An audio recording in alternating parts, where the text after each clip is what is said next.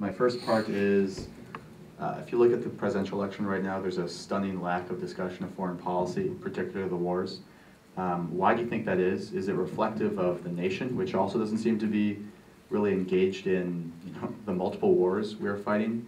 And then secondly, do you believe in the existence of a just war, or are you just, have you changed opinions on the war in general? I think that President Eisenhower warned this country, beware of the military-industrial complex. And I'm actually going to be with John Larson tomorrow. He's a friend of mine. He's a Democrat from Connecticut. We're going to be on MSNBC, Dylan Ratigan's show, about a bill that John has put in. I'm the chief co-sponsor, that would create a partial voluntary system of public financing. I think war and other issues are too much controlled by money in Washington, D.C. And if you're going to ever change Washington, D.C., I think there's got to be, and that's why I was very disappointed in Mr. Obama, because I'm a Republican, let's be fair about it, but when he bypassed the public financing of the presidential, I think he sent a signal that didn't have to be sent if he said, no, I'm going to live by the parameters of public financing. I think he would have done a lot. He probably still won, quite frankly, but I think he could have. I think that I'm part of the problem, but I was just telling you I'm on John Larson's bill to be part of the solution too. I think that Washington is a Sodom and Gomorrah of money, and that's both parties.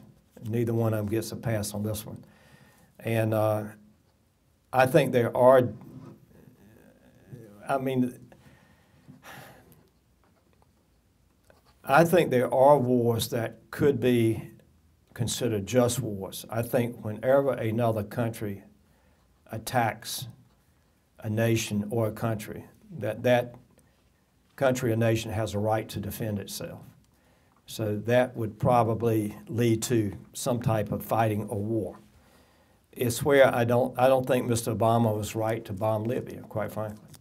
I'm on a lawsuit with Dennis Kucinich and Jonathan Turley from George Washington University, and 5 Republicans and 5 Democrats. And it's not whether Gaddafi was an evil man. I don't think any of us question that. But it's how it was done. It was just a total bypass of Congress. And if this country is your country, your young people, you're the future leaders of this country, if it's going to survive, then we've got to have certain guidelines in the Constitution that shows us how we should do these things. And we have just for so long allowed the executive branch to neuter Congress, but I don't blame the executive branch as much as I blame the Congress. That's why, again, I'm trying this bill with war powers. I went to, thanks to my friendship with Dennis Kucinich, Professor Jules Lobel is at Pittsburgh University. He is a constitutional law professor, and he is the one that's been helping me for 6 months to draft this bill. So I'm afraid that if we could ever change, you won't totally change it because of Supreme Court rulings, but there's got to be a way we can create an alternative, and that would be partial and voluntary public financing versus the system we have now. You'll never totally eliminate the system. That's because of the Supreme Court rulings.